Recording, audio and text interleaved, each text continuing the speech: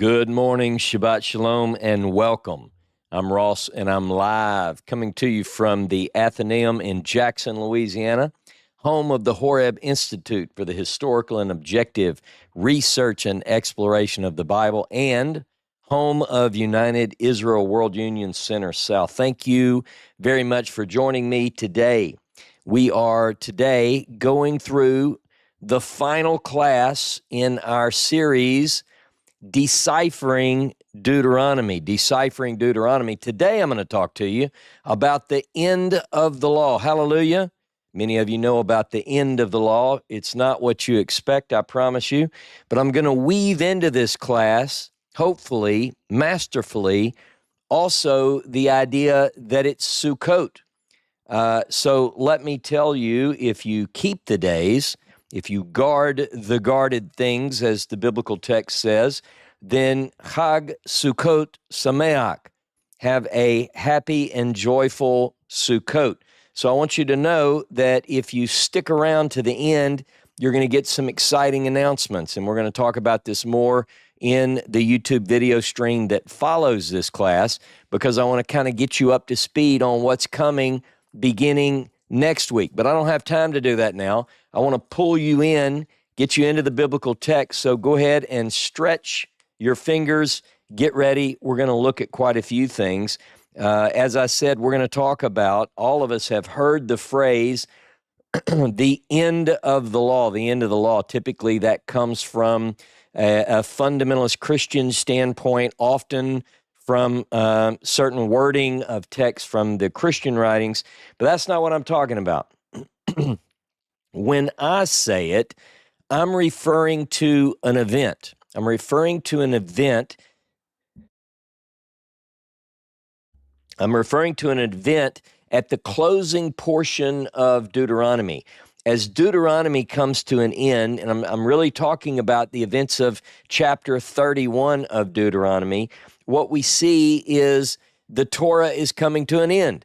We have a third-person account. Someone is writing this as if they're witnessing it. So it's coming from a person other than Moses, but it's talking about how Moses completed unto the very end this Torah. Now, all of this is going to tie together the end of the law and Sukkot to something quite interesting that I hadn't really noticed, at least in this light, and that's what I'm going to bring up. But I wanted to say the quest for this Torah, the Torah that Moses completes unto the very end in Deuteronomy 31, that and the search for this Torah is what has basically been the major part of my life since 2019. Now, within the narrative that describes the end of the law, Moses completing the Torah unto the very end, in that narrative is a secret. And I'm not trying to be over-exaggerative when I say this, but I want you to understand that within that narrative is something that guarantees that if it's followed, if it were followed, if it was followed, then what we would have is that the teaching would not be forgotten. We're all familiar with the closing of Malachi, in Malachi 3:22 in the Hebrew and Malachi 4:4 in the English. We're not going there. I just want you to know that it says, remember the Torah of Moses. Remember the Torah of Moses. In other words, don't forget. Well, within this 31st chapter of Deuteronomy, and it ties to Sukkot, it ties to the end of the law, is something which guarantees that will not be forgotten, that the Moses scroll will not be forgotten. And it all ties in, this Sukkot secret ties into a little-known practice that is associated with Sukkot.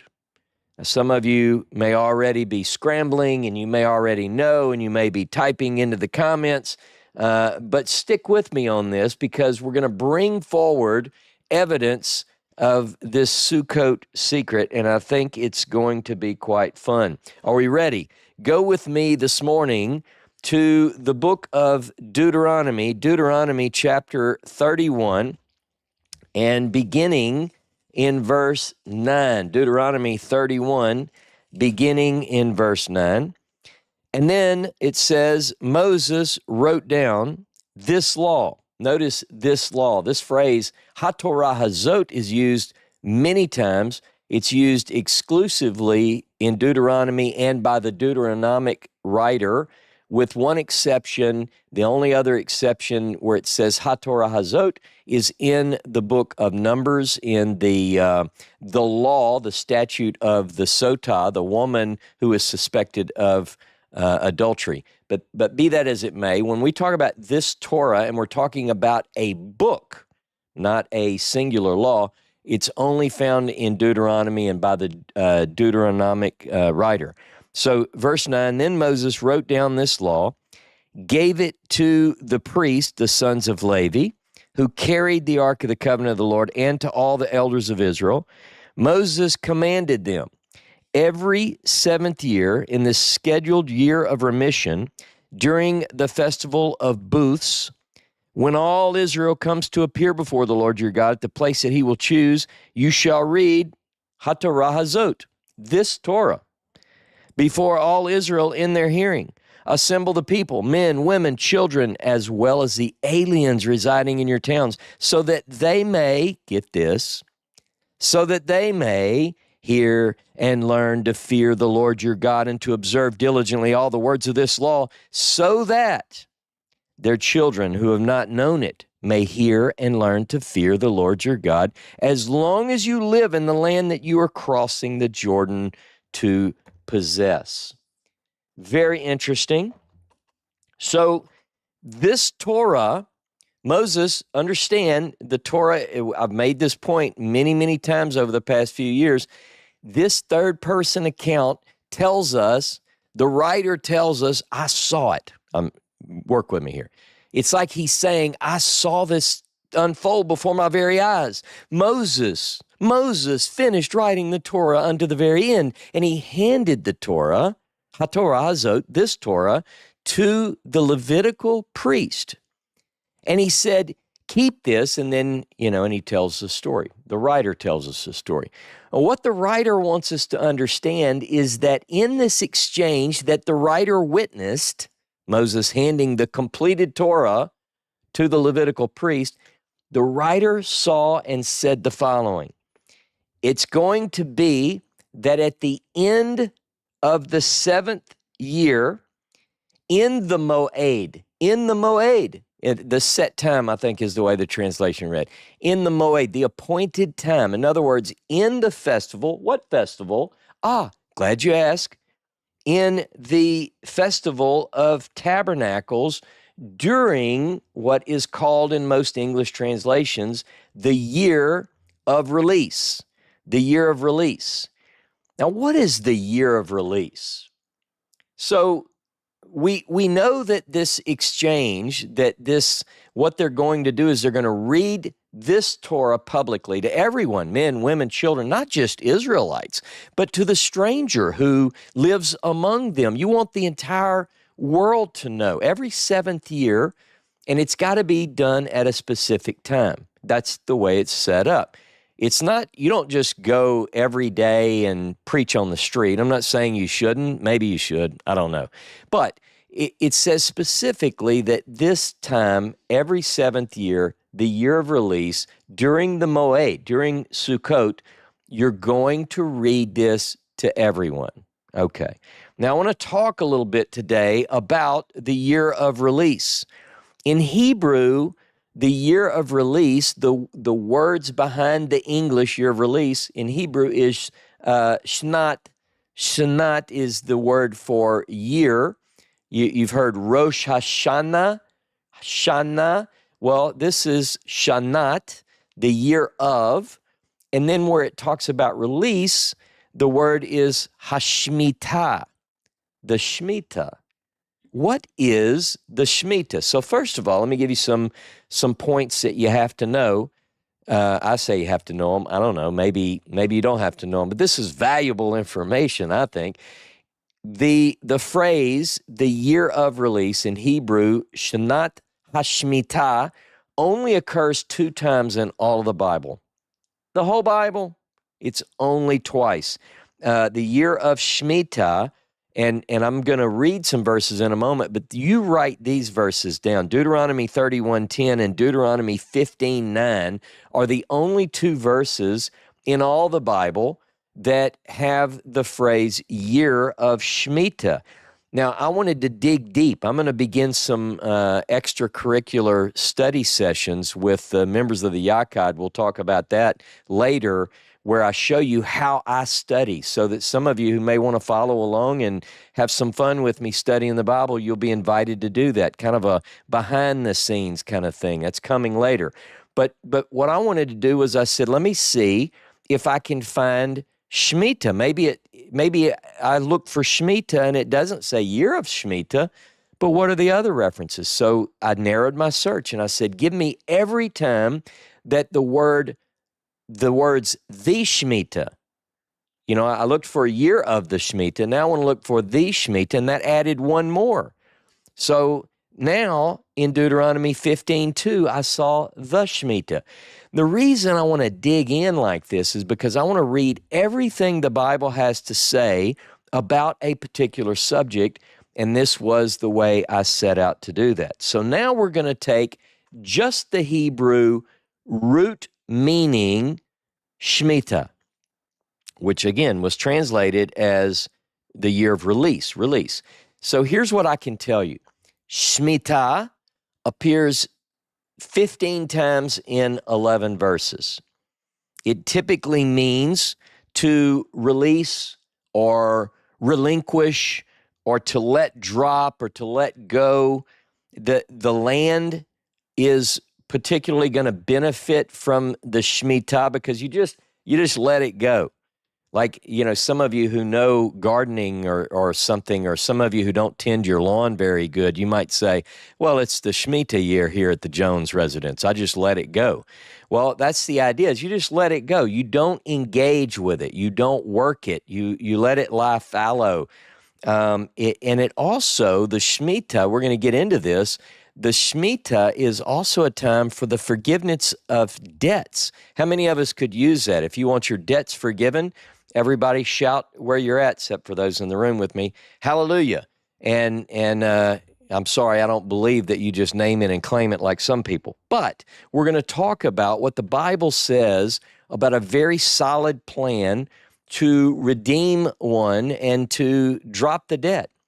So when I talk about the word, sometimes the word Shemitah can mean to drop, to let drop. And we even use sort of this thing in English. Like if we're talking and someone is saying something, especially if you've been in a relationship with somebody for a while and someone looks at you and says, drop it, just drop it. You ever say that? Just drop it. And that means just leave it alone. This is the same idea. So sometimes you'll see in the text of the Bible an English translation of Shemitah that might say to let drop or let fall. Okay, now you get kind of the idea. Shemitah is let it go. And I have grandchildren, so I almost broke into a little Disney song there. Let it go, let it go. I don't even know what that's from. Okay, go with me this morning, though. We're going to look at some verses that deal with the Shemitah. Go to Exodus 23. Exodus 23, and I want to pick up in verse 10 and 11. Exodus 23, verse 10 and 11. We're talking about the Shemitah. Here we go. For 6 years you shall sow your land and gather in its yield, but the 7th year you shall let it rest and lie fallow, so that the poor of your people may eat, and what you leave the wild animals may eat.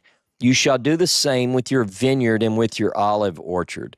So I want you to get the idea. What is so interesting about this is that you own, let's say you own land, you own farm land, you're working the land, and then this law says you don't do anything. You don't harvest. You don't bring it in. You don't beat the olive branches to knock the olives to the ground and harvest them, because it's for someone else's benefit. Now think about this. Do we have anything like this?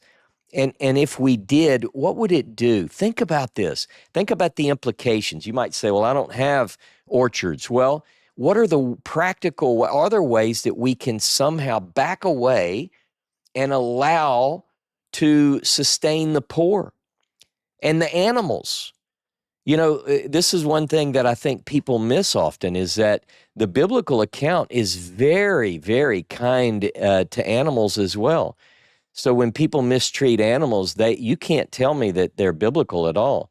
I mean, think about it. I tell people often the flood of Noah, and what happens is God saves 8 people, and probably not necessarily should have saved all those, but he saved all the animals. And in the 10 words, it talks about how you're going to take this Shabbat, for instance, and you're not going to work on it so that your animals may rest. Think about that. Okay? So, but the Shemitah is to benefit the poor as well as the animals. I think it's quite incredible. I think a lot of people miss that. I'm going to shift over because I want to use the ASV, and I have that loaded on my iPad. So go with me now to Deuteronomy. We're going to read a few verses from Deuteronomy 15. And if we go to Deuteronomy 15, beginning in verse 1, Deuteronomy 15, beginning in verse 1, we're going to read 1 through 3. At the end of every 7 years, thou shalt make a release. Anybody want to guess what the word release is there? In the Hebrew, it's Shemitah. You shall do a Shemitah. You want to do a Shemitah. You're going to do a letting go. This is the manner of the Shemitah. Every creditor shall release that which he has lent unto his neighbor. He shall not exact it of his neighbor and his brother, because Jehovah's release hath been proclaimed.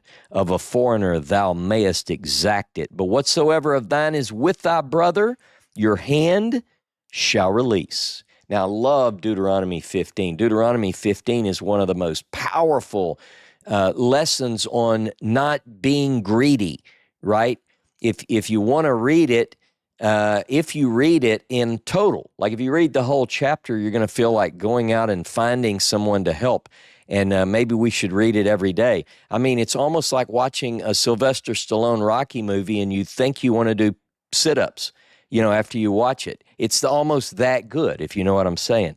Now, I'm not going to read all of Deuteronomy 15, but you ought to read it. Now, scroll down. By the way, the ASV 1901 uses Jehovah, and I'm going to stick exactly with this because it at least gives you a divine name form. So don't bother putting in the comments, Ross, it bothers me that you don't know that the actual name of God is, and then you give me the way you think it's pronounced. Read your pronunciation when you get to this part if that pleases you. Verse 9 of Deuteronomy 15, beware that there be not a base thought in thy heart, saying, the 7th year, the year of release, is at hand, and thine eye be evil against your poor brother. And you give him naught, and he cry unto Jehovah against thee, and it be unto thee a sin. This is addressing something that is quite interesting, and it shows you it's thinking the way some of you might think. I'm being a little bit silly, but if someone says, hey, the year of release is coming up, I'm going to go borrow $1,000 from John, and then in 2 days when he's going to have to give it back, I mean, it's like, I just let go of the debt. So this is saying you can't do that, right? It's just don't be ridiculous. You can't do that. Now, we're not going to read 31:10 in Deuteronomy because that's the thing I started with. Deuteronomy 31:10 deals with this year of release reference to the secret of Sukkot, which we're going to begin to develop. But here's what I want you to really get from these so far, and that is that the Shemitah is really about rest and freedom. Universal rest and freedom, not just for you, but for your animals, for you, for your community, for the poor among you, for the alien, for everyone. You might even during this time of year hear something that says, proclaim liberty to all the inhabitants thereof. I know in Leviticus 25, we're going to get to that in a moment. Verse 10, where that quote I just gave, is actually something that takes place on now understood to be Yom Kippur and not during Sukkot. But we're going to address that. So rest and freedom, this is what this is about.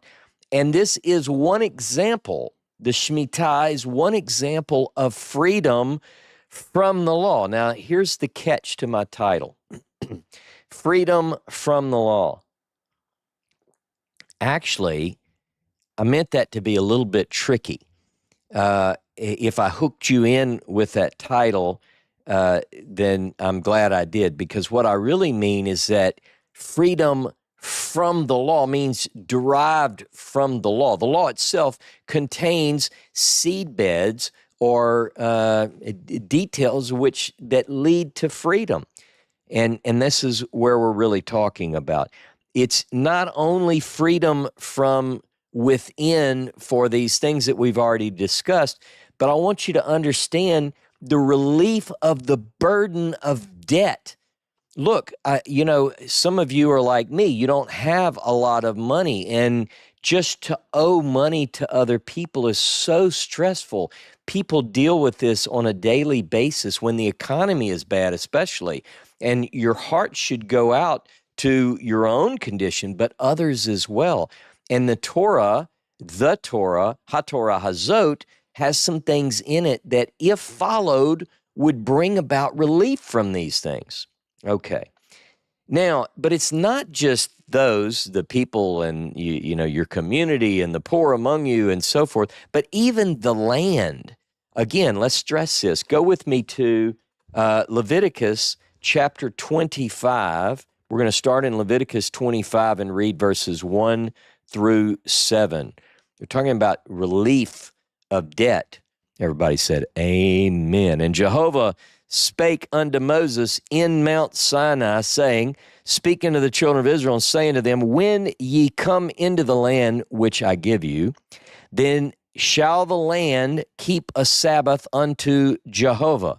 6 years thou shalt sow thy field, and 6 years thou shalt prune thy vineyard, and gather in the fruits thereof. But in the 7th year shall be a Sabbath of solemn rest for the land, a Sabbath unto Jehovah. You shall neither sow thy field nor prune thy vineyard. That which groweth of itself of thy harvest thou shalt not reap. The grapes of thy undressed vine thou shalt not gather. It shall be a year of solemn rest for the land. And the Sabbath of the land shall be for food for you, for thee, and for thy servant, and for thy maid, and for thy hired servant, and for thy stranger who sojourn with thee, and for thy cattle, and for the beasts that are in thy land, shall all the increase thereof be for food.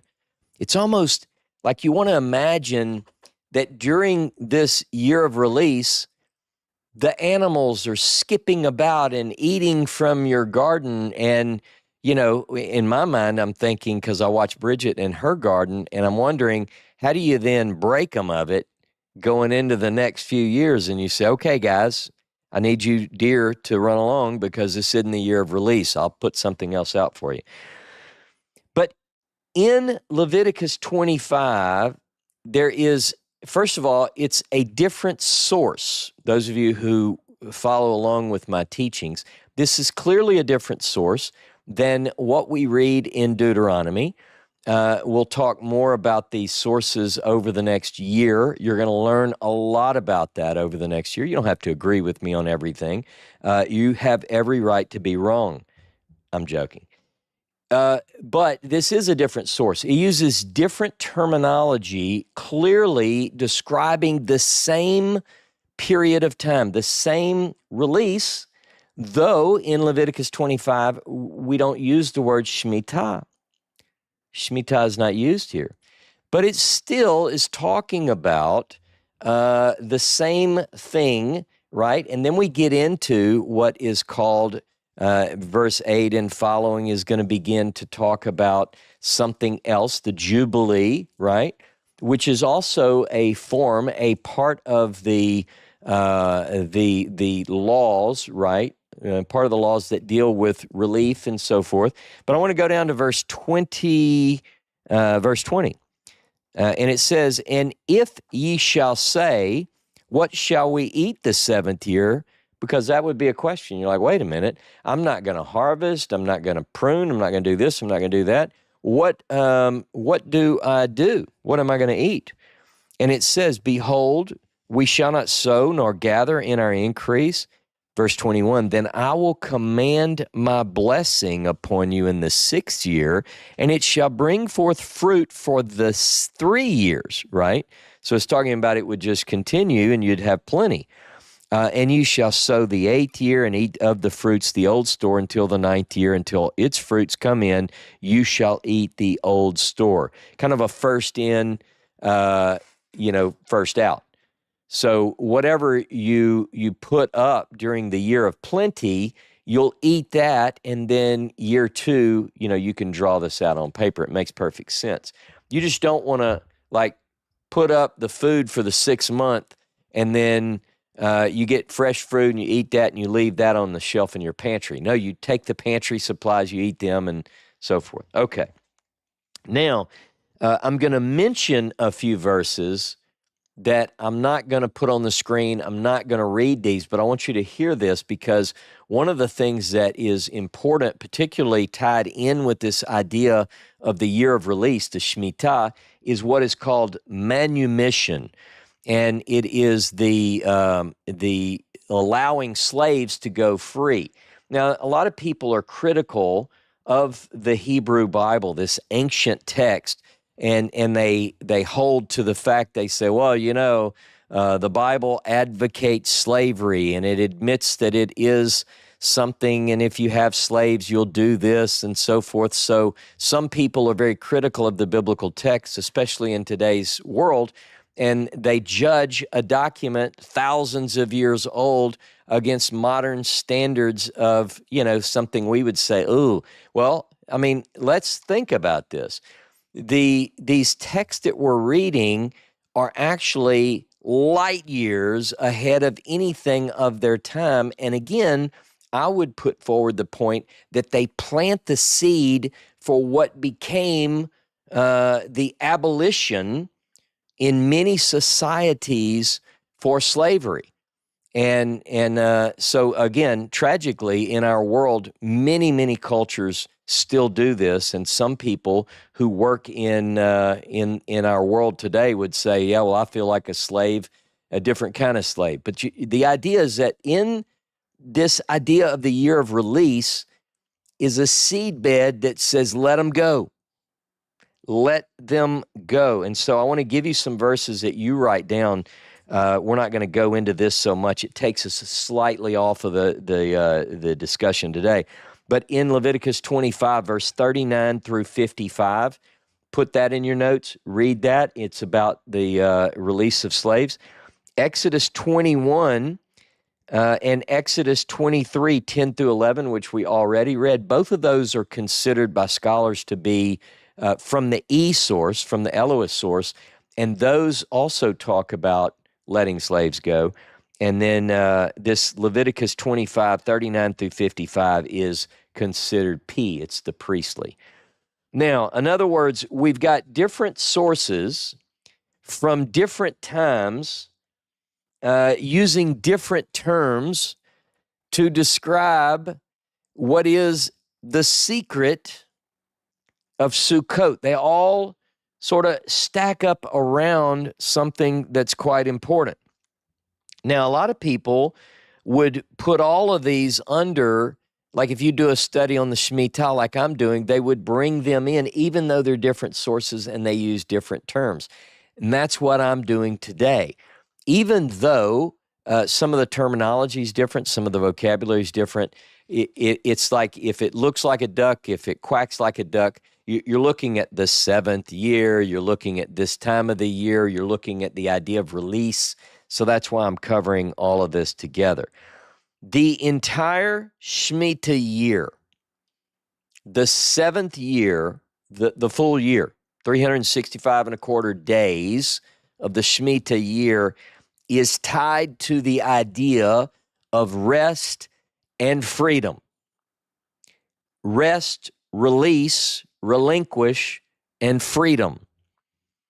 And then within the Shemitah year, within that Shemitah year, an event took place that is of the most importance for our understanding of my topic today. So I want you to really get this. Not the whole Shemitah year. Not the whole Shemitah year, just at Sukkot, right? So you got the Shemitah year, the seventh year. It's not the whole year. It's just Sukkot within the Shemitah year. And it's not every Sukkot. You have a Sukkot, there's no Shemitah. A Sukkot, there's no Shemitah. A Sukkot, no Shemitah. A Sukkot, no Shemitah. You know, I could do that, but I'm already getting tired of it. 7, you go through 6 of them with no Shemitah, but the 7th, just the Sukkot during the Shemitah. So this is I'm zeroing in. So when these two come together, Sukkot is special. Sukkot is known as the Chag, the feast, the festival. It is the most, in many ways, it's so important in understanding the biblical idea, the biblical festival of ingathering, and it's about sustainment, and it's about all these wonderful things. But when you bring that together with the Shemitah, which brings in rest and freedom, remember, Sukkot is a time of joy. It's commanded, you shall rejoice. And then you add joy unto joy by saying, oh, and now it's the 7th year. Your debts are forgiven. Your slaves go, you see. But I have a question. Was Sukkot kept? I mean, it's a time of joy. You'd think, well, certainly it was kept.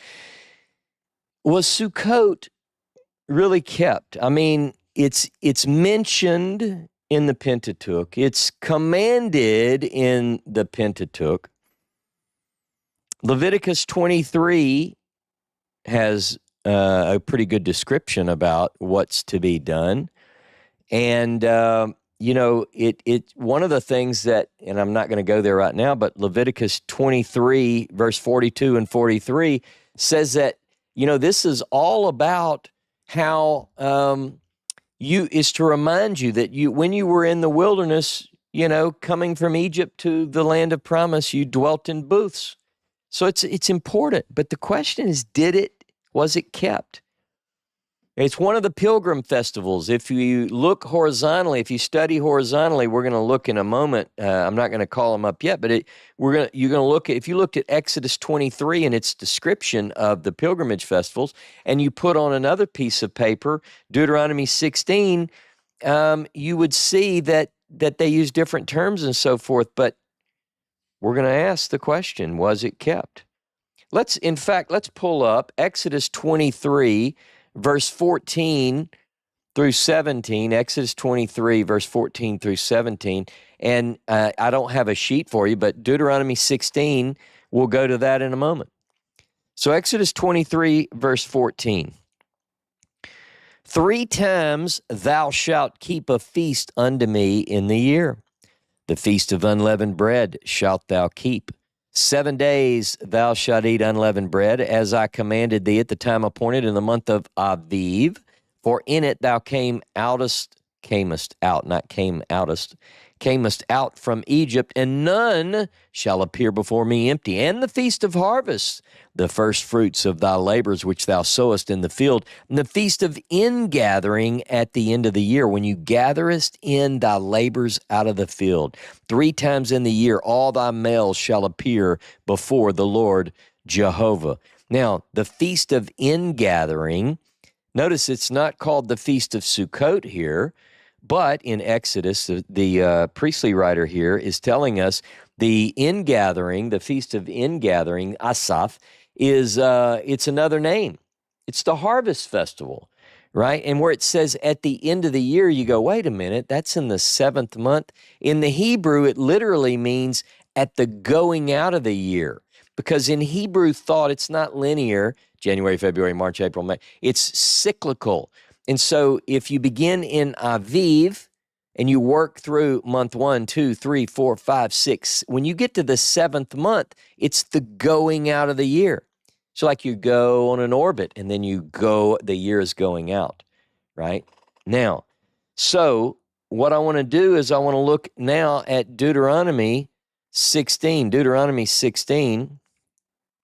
and beginning in verse 16, it's actually all in 16. 3 times in a year shall all thy males appear before Jehovah thy God in the place which he shall choose. There's that Deuteronomic language. I see you all in a place, the place that God will choose. See, that's nowhere but Deuteronomy. In the feast of unleavened bread, and in the feast of weeks, and in the feast of tabernacles, Sukkot, and they shall not appear before Jehovah empty. Now, look back at verse 13. In fact, I'll get to that in a minute. Sorry. Let's look at a couple other things. So, the word Sukkot, let me say it this way. When you look at the phrase Chag HaSukkot, that phrase, this is the way I did my search. I didn't just look for Sukkot. I looked, first of all, for Chag HaSukkot. Chag is a word that we think, most linguists and people who research this think it means to twirl about. If you go to these festivals and there's dancing and people are rejoicing because God has commanded joy, and you have the ingathering of the harvest and so forth, Chag HaSukkot, the festival of the ingathering, or the dwelling in booths, the festival of tabernacles is a good way to put it. So it appears 9 times in 9 verses, Chag HaSukkot. Let's look at a couple just to kind of get rolling through this. Leviticus chapter 23. Now this is, as you know, verse 34. Leviticus 23:34. Leviticus 23 obviously is the chapter par excellence in the priestly hand about festivals. Verse 34, speak unto the children of Israel, saying, on the 15th day of this 7th month is the Feast of Tabernacles for 7 days unto Jehovah. That's where we're at. We are in the 7 days. 7 days. And what I find interesting about this is that this is why this message is particularly relevant today. Go with me now back to Deuteronomy 16. I want to pick up a couple of verses here. We touched on Deuteronomy 16, but I want to begin in Deuteronomy 16:13. Again, this matches. Thou shalt keep the Feast of Tabernacles 7 days after that thou hast gathered in from thy threshing floor and from thy winepress. And you shall rejoice in the feast, and your son and your daughter and your manservant and your maidservant and the Levite, the sojourner, the fatherless, the widow that are within thy gates. 7 days you shall keep a feast unto Jehovah thy God in the place which Jehovah shall choose, because Jehovah thy God will bless thee in all thine increase, and then all the work of thy hands, and you shall be altogether joyful. 3 times in a year, verse 16, this is the one we just read. Okay? So everything about this says that this is a time of joy, this festival, this 7-day festival. Now, what we want to do is we want to look at the question, was it kept? Was it kept? Because we have language in the Pentateuch. We have we have Exodus, we have Leviticus, we have Deuteronomy, all talk about keep Sukkot. You do Chag HaSukkot. So if you did a search would you find people keeping Sukkot in Joshua, Judges, 1st, 2nd Samuel, 1st, 2nd Kings? Where do you find it again? Here's what I want you to understand is that if you do that search, and I encourage you to do that, what you will find is that we don't see mention again of Sukkot until very, very late in the biblical period. Now, there are a couple of reasons, potential reasons for that. One, someone might say, well, it's just not mentioned. It's just not mentioned. Very important festival, but it's just not mentioned. Okay, so that's one possibility. Another possibility is that we'll get to that. Let me say a little bit more on the fact that it's not mentioned until very, very late. No king throughout the biblical period, no prophet. There's just not much at all on the keeping of Sukkot. And yet, when we get to some of the later literature, it rises back again to the surface. In fact, I want to look at something in Zechariah. In the prophet Zechariah, this is very late in the biblical period. We're going to go to Zechariah 14. In Zechariah 14, all of it, again, it's all good, but I just want to pick up a few verses. I'm pulling out of context because I've got more to cover. 14:16, and it shall come to pass that everyone that is left of all the nations that came against Jerusalem shall go up from year to year to worship the King, Jehovah of hosts, and to keep the Feast of Tabernacles. It's talking about the universal keeping of Sukkot, right? Now, if you look down to verse 18, and let me back up. Let me just go ahead and read 17. And it shall be that whoso of all the families of the earth goeth not up to Jerusalem to worship the King, Jehovah of hosts, upon them there shall be no rain. Verse 18, and if the family of Egypt go not up and come not, neither shall it be upon them. There shall be the plague wherewith Jehovah will smite the nations that go not up to keep the Feast of Tabernacles. This shall be the punishment of Egypt and the punishment of all the nations that go not to keep the Feast of Tabernacles. Interesting, the whole passage. If you go to Ezra 3 and 2 Chronicles 8, you see those verses on the screen. We're not going to read those, but those also mention the festival of Sukkot. Again, very, very late in the biblical period. So specifically, though, I had a question when I set out on this study. Of course, we can look at every reference about Sukkot. We can talk about shaking the lulav and the etrog, and we can get into all those things that many other Bible teachers are focused on. But I'm looking for something specific. I want to know if, let's say that in Deuteronomy 31, where it says, that the writer tells us he witnessed Moses hand over this Torah that he had written to the very end, and he heard, according to the narrative flow, Moses saying that every seventh year, during the year of release, during Sukkot, during the Moed, there would be this reading, public reading, that would guarantee that those who didn't know the Torah would learn it. So I want to know, if that was kept from the time it was commanded until the end, we could be very assured that we have what they had. Do we have what they had? That was the question. Now, this is, we're talking about the secret of Sukkot, that little known practice of reading the Torah that Moses wrote, the Moses scroll. Now, the closest thing we have, there are a couple of examples I'm going to go to. One is in the book of Nehemiah, in Nehemiah chapter 8. Now, those of you who studied Nehemiah and those who haven't, you may learn something here. Chapters 1 through 7 of Nehemiah is written in the first person. They're called by many scholars the memoir of Nehemiah.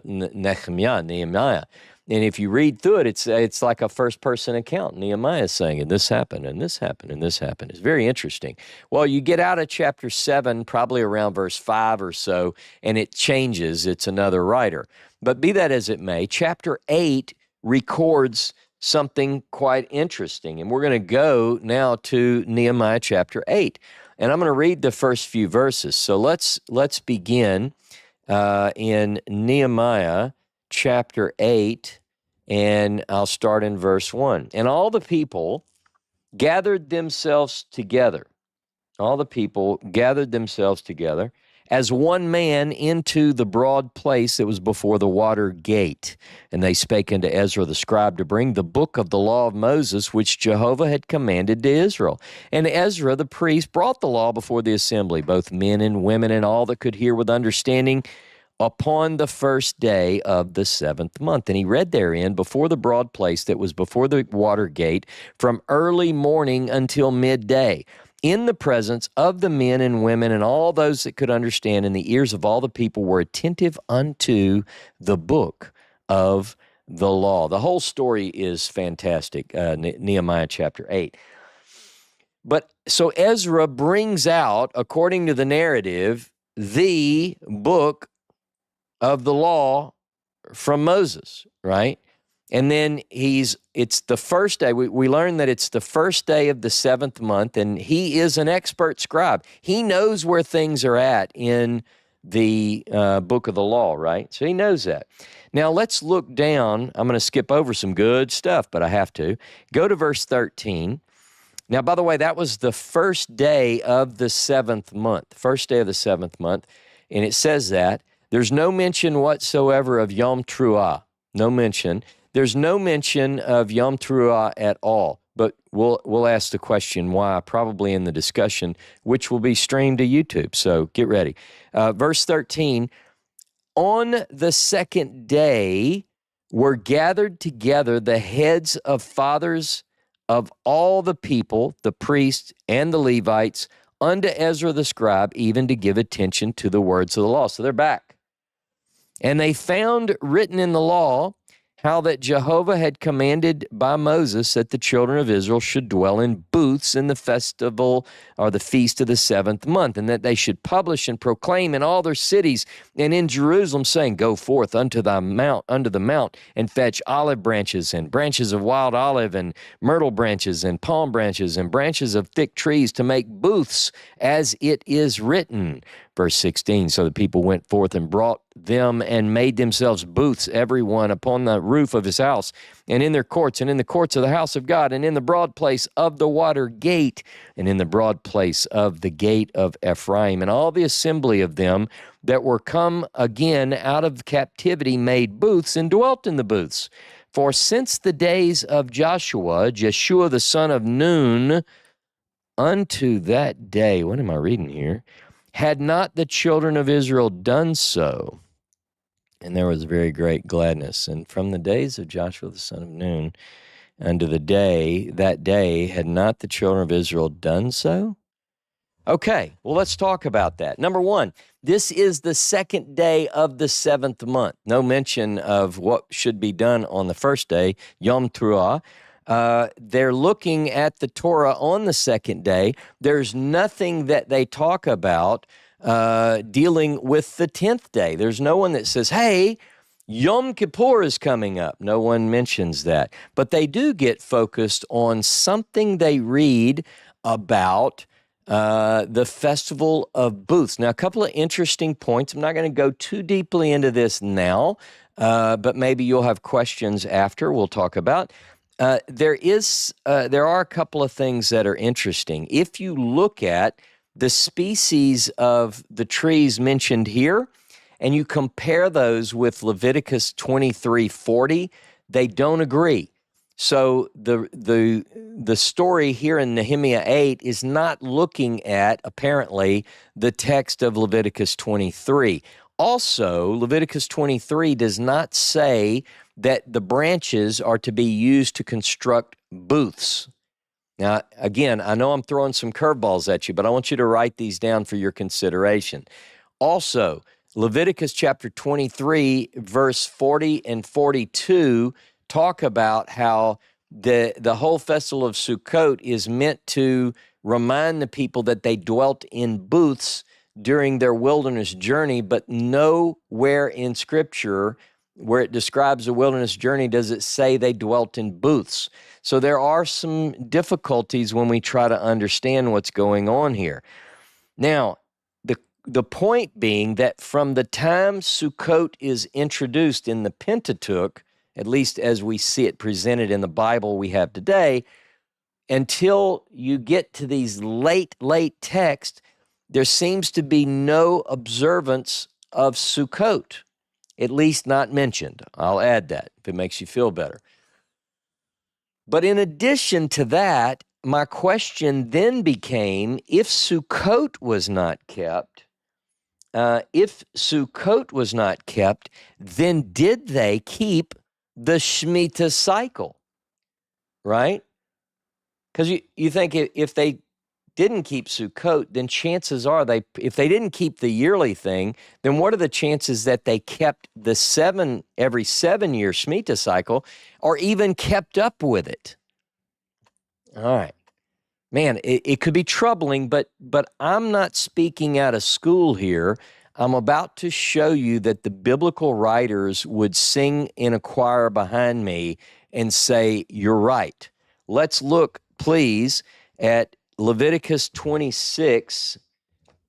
Leviticus 20, I have so many Bibles up here. Let's go with Leviticus 26 and verse 34. Leviticus 26 and verse 34. Get ready.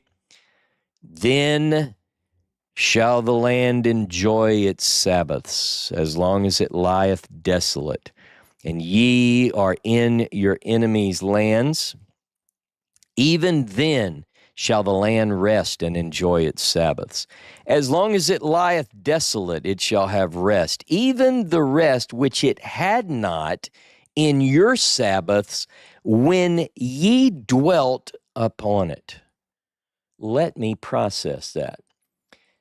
Nehemiah 8 says that they didn't keep Sukkot from the time of Joshua. In Leviticus 26, this is something, get ready, put your seatbelt on. This says that they didn't keep the 7 every year, the 7th year, the year of release. It says they didn't do it. And you say, but that's being prophetic. Okay, let's take 2 different options here. One is this is a prophecy saying you're not going to keep it. You're going to not keep these Sabbaths, and I'm going to exile you, and then the land will keep its Sabbaths. But that's not what it says. That's not what it says. I want you now, let me look at verse 43 real quick, and then we're going to go to another verse. The land also, Leviticus 25:43, shall be left by them and shall enjoy its Sabbaths while it lieth desolate without them, and they shall accept of the punishment of their iniquity, because they rejected mine ordinances and their soul abhorred my statutes. Okay, so there you have it. Leviticus 26. Now I want you to really think about this. I want to ask you a question. Did you catch the anachronism that I just read? What's an anachronism? An anachronism is something which is written at a later period and put into a text, but it's not contemporary and it gives itself away. It says almost, I'm not from this time. I'm coming to you from a different period. And that's what we saw. I just read something from Leviticus that gives itself up as coming from a time other than Moses. In fact, very late. In fact, after the people are exiled. Now, again, everybody doesn't agree with Ross, but I want you to consider this. At least consider what I'm saying here. I want you now to look one more time at Leviticus 26, verse 35. As long as it lieth desolate, it shall have rest, even the rest which it had not in your Sabbaths when ye dwelt upon it. Ladies and gentlemen, the writer, we've confused things. The writer's not even trying to be sneaky here. The writer is letting us know in this updated text that they did not keep the Sabbaths, the land Sabbaths, and because they didn't keep the land Sabbaths, they would now be forced to keep, the land would now get its rest. They didn't follow God's statutes, and therefore they are now going to, because the writer, by the way, is writing after the people lived on the land. That's my bottom point. He's saying, you didn't keep it when you lived on it. Now, I know that there are apologists who are doing backflips right now, screaming at the TV set. So, the rule may have been in place. The rule may have been in place, and I think it was, that you're not to, every seventh year, you're to let the land rest and so forth. But the consequence was written after the fact when they can look around and see that there are not inhabitants on the land. They've been exiled after the people were exiled. Moses did not write this particular text.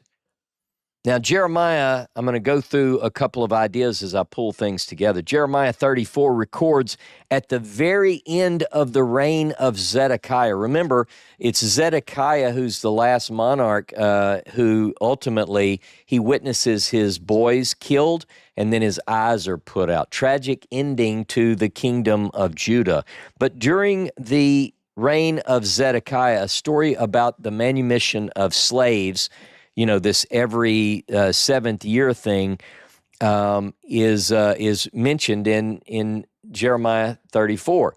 In Jeremiah 34, it says, you know, that, hey, this is going on, and the people decided they were going to release the slaves, and then they reneged on that, and they went and got them back, and he's just, Jeremiah's really giving them, raking them over the coals over this. And that seems to be tied very closely to what we find in Exodus 21, verses 2 through 11. I'm not going to go there right now. And then at the very end of the Tanakh, in 2 Chronicles 36. Now, when I say the end of the Tanakh, I mean the way it's arranged in the Jewish Bible. Go with me to 2 Chronicles 36. That's the last chapter, verse 17. I want you to go to verse 17 and listen to this interesting passage. This is the end, by the way. Therefore, he brought upon them the king of the Chaldeans, who slew their young men with the sword in the house of their sanctuary, had no compassion upon young man or virgin, old man or hoary-headed. I think that's me. He gave them all into his hand, and all the vessels of the house of God, great and small, and the treasures of the house of Jehovah, the treasures of the king and of his princes, all these he brought to Babylon. And they burned the house of God, and brake down the wall of Jerusalem, and burnt all the palaces thereof with fire, and destroyed all the goodly vessels thereof. And them that had escaped from the sword carried he away to Babylon. And they were servants to him and his sons until the reign of the kingdom of Persia, to fulfill the word of Jehovah by the mouth of Jeremiah, until the land had enjoyed its Sabbaths. For as long as it lay desolate, it kept Sabbath, to fulfill 70 years. Did you catch that? If Moses didn't write this idea of the land keeping its Sabbaths, because it's clearly written after the exile, who could have written it? Much of my research points to the time of Josiah as to a possible final redactor. I'm not alone in this. Richard Elliott Friedman has put forward the theory, the broad theory, not what I'm talking about now, that possibly Jeremiah and or Baruch was responsible for final editing and so forth. the question is, this verse says that the word of Jehovah by the mouth of Jeremiah until the land had enjoyed its Sabbath, for as long as it lay desolate, it kept Sabbath to fulfill 70 years. Now, of course, I know that Jeremiah talks about the 70 years. He talks about it in Jeremiah 25, 11, and 12, and Jeremiah 29, 10. But this says specifically the word of the Lord by Jeremiah saying this particular piece about allowing the land to rest. I'm going to propose to you that that is how late that is in Leviticus 25. Jeremiah, we have a text that says that was through Jeremiah, and it makes sense because it's clearly written after the people are chased away from the land. In the days of Jeremiah and Josiah, the Torah of Moses was found, and it was read to the people. This is one of the only other times where the Torah, so to speak, that was discovered, which claim, according to the writers, it claims it was the one that Moses wrote. This is one of those texts. In fact, I'm going to use my handy James Newsom. I have this book linked on rossknichols.com. It may even be in the comments below in the description. But listen, I want you to go with me to 2 Kings 23:2. The harmonistic reading is 2 Chronicles 34:30. And my book here puts these two together. Listen to what it says. In 2 Kings 23, it says, then the king sent, verse 2, the king went up to the house of the Lord, and with him all the men of Judah, and all the inhabitants of Jerusalem, and the priests and the prophets, and all the people, both small and great. And he read in their hearing all the words of the book of the covenant, which had been found in the house of the Lord. So he reads it all, and then they make a covenant, all right? Chronicles says, very similarly, in 2 Chronicles 34, verse 30, and the king went up to the house of the Lord with all the men of Judah and the inhabitants of Jerusalem and the priests. It doesn't have prophets or Levites. It doesn't have prophets. It has Levites, where kings has prophets and not Levites.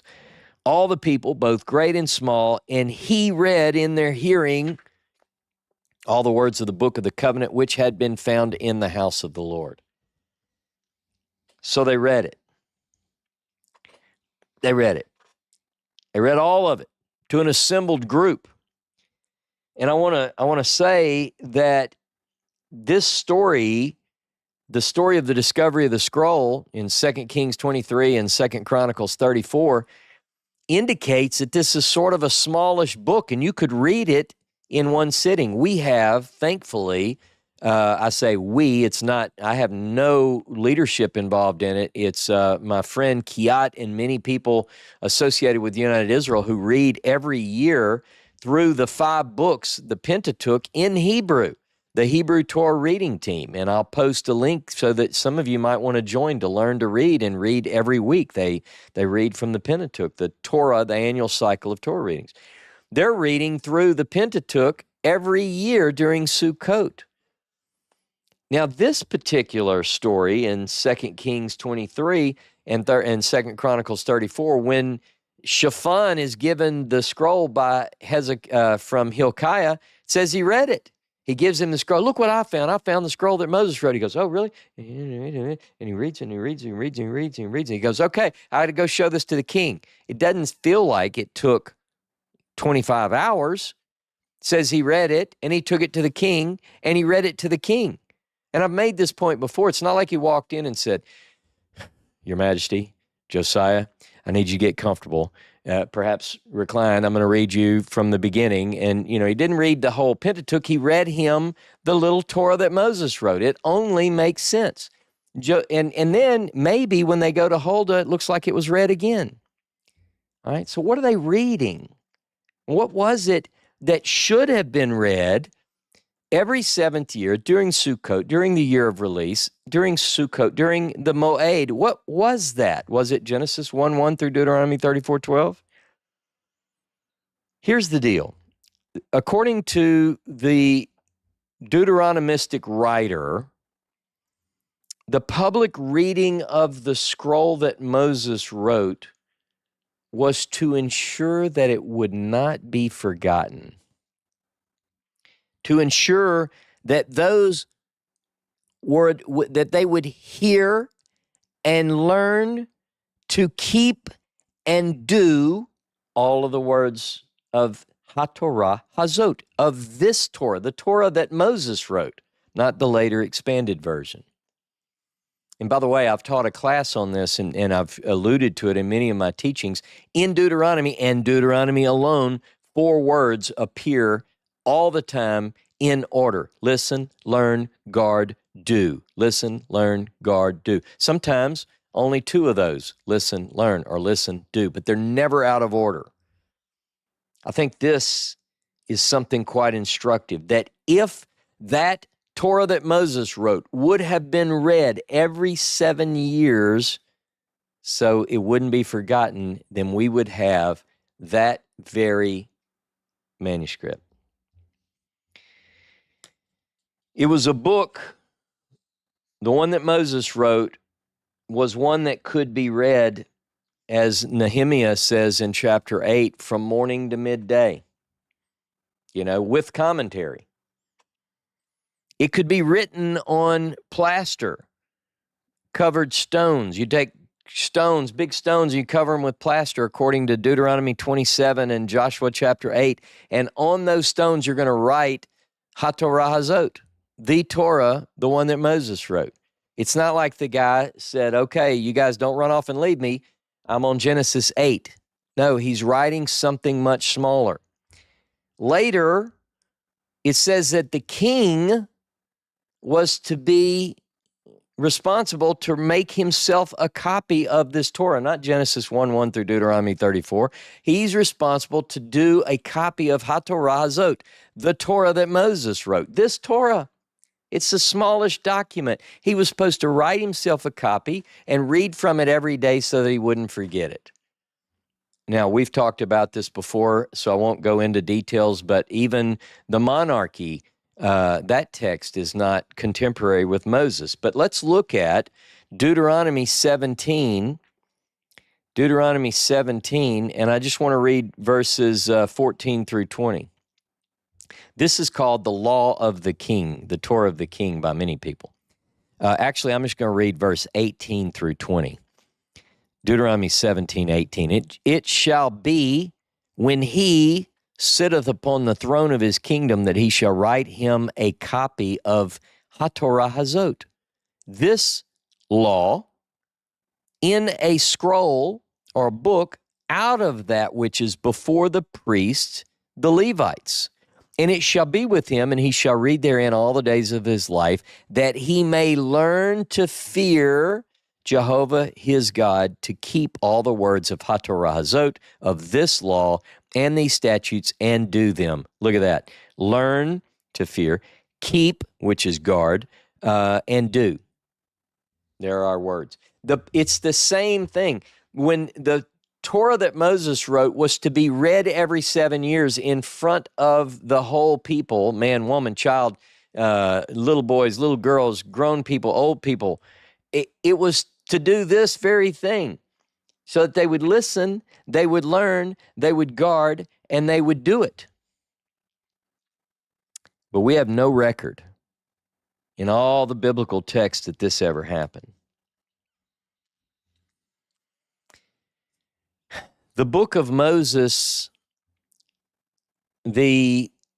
what people call today the Torah, is not the same as what is talked about in the chapter 31 of Deuteronomy. Deuteronomy 31 is describing a Torah that was completed to the very end, and the Torah as we have it is not even finished yet. The Shemitah Sukkot secret, probably would have been a better name maybe. Nah.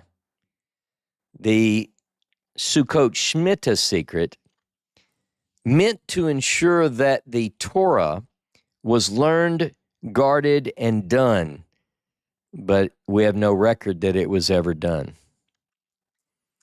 What happened, though, is once we got the Torah that we have, and most scholars would put it in the early centuries BCE by the time, it comes together in the form that we have it now. Some would attribute the work of Ezra to this final compilation of the text, but a lot of that's speculation. We don't know. But two systems emerged which, similar to what was commanded by Moses with his Torah, allow us to take a deep dive into all these texts.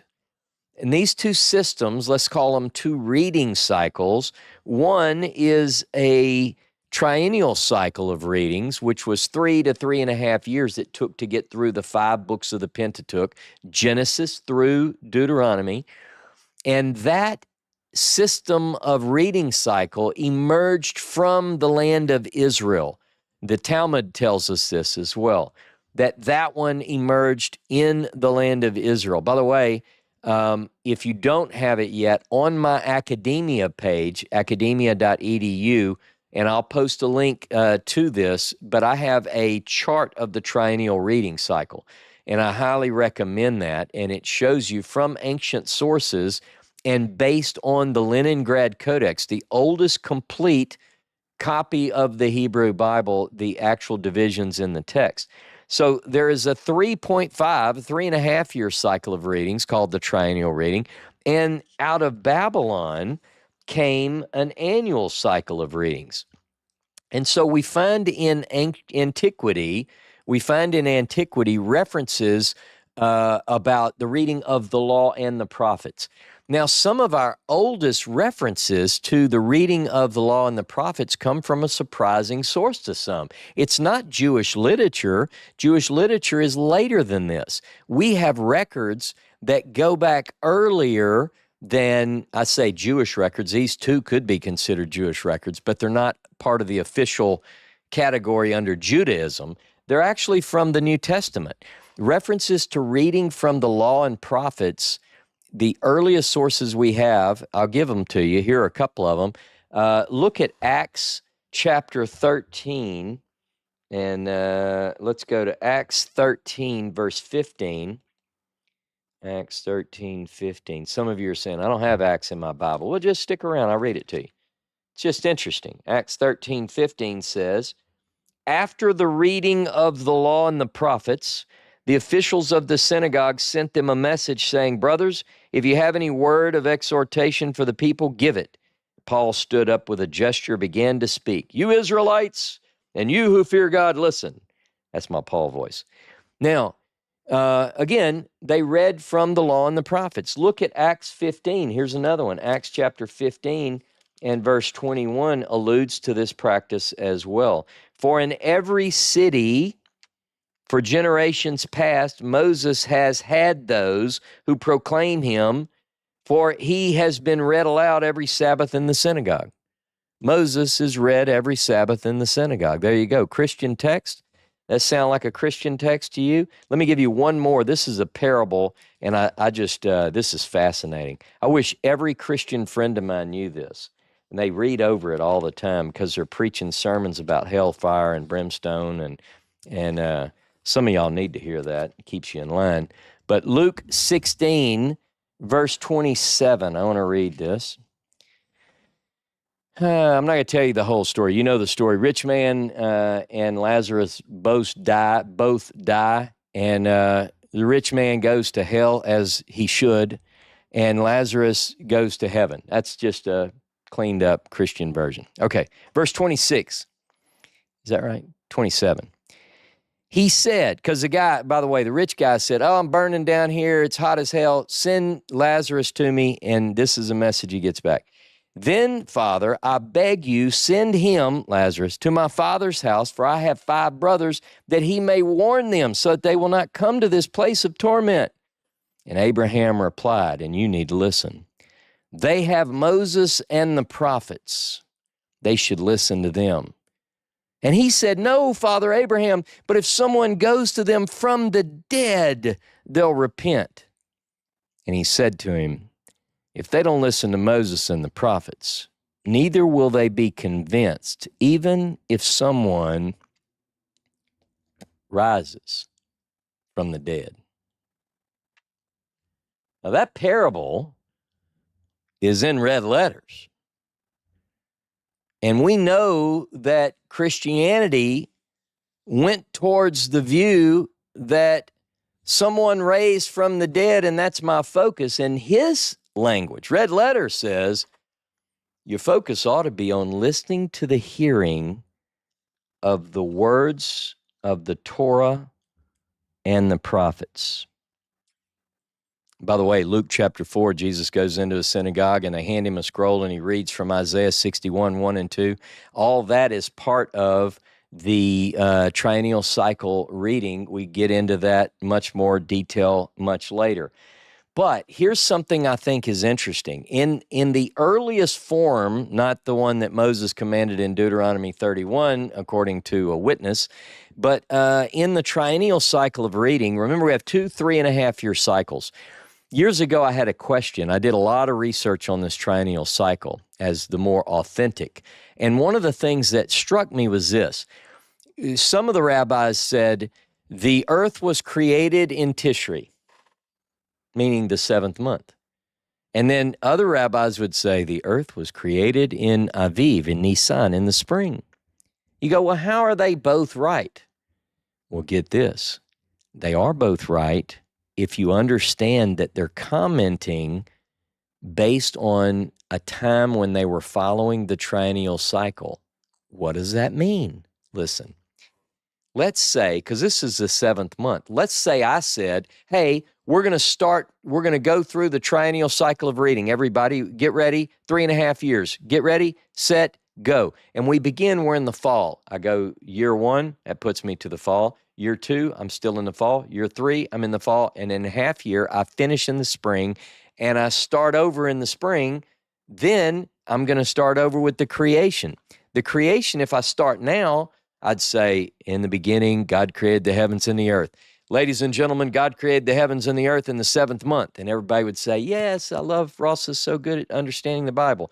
And then 3.5 years later, if you're still with me, we start over. I say, hey, it's Aviv. It's the spring. God created the heavens and the earth in the spring. And you'd say, oh, it is the spring. So this is one way that we make sense of some of these ancient practices. Now, next week, we begin the annual cycle of readings. It begins again. And I'm going to invite you to join me for a year of deep study following the annual cycle of readings. We're back in the Pentateuch.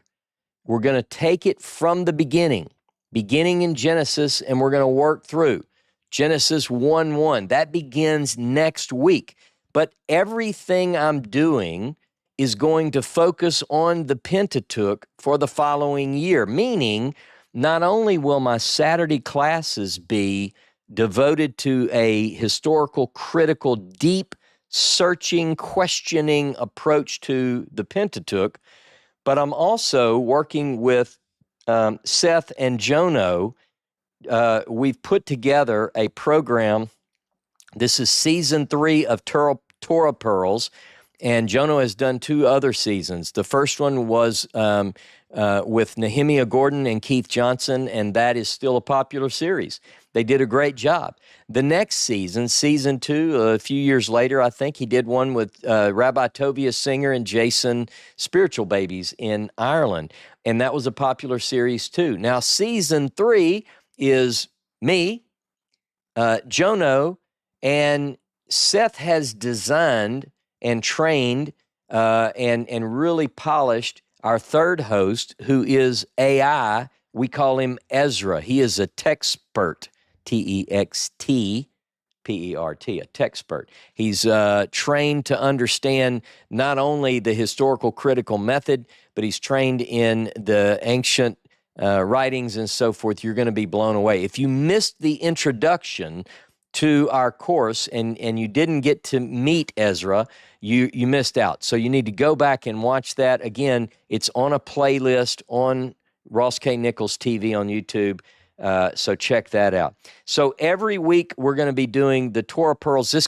Following Thursday, next Thursday, we're going to be talking about Bereshit, the first, and then next Saturday, I'm going to be teaching. So everything we do is going to be focused on this particular series is going to be focused on the Pentateuch. One more thing. See, I let you wait until the very end.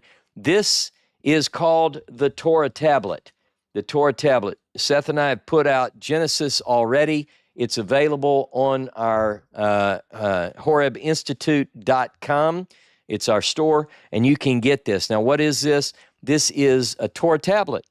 On the left-hand side is text. On the right-hand side is places for you to take notes.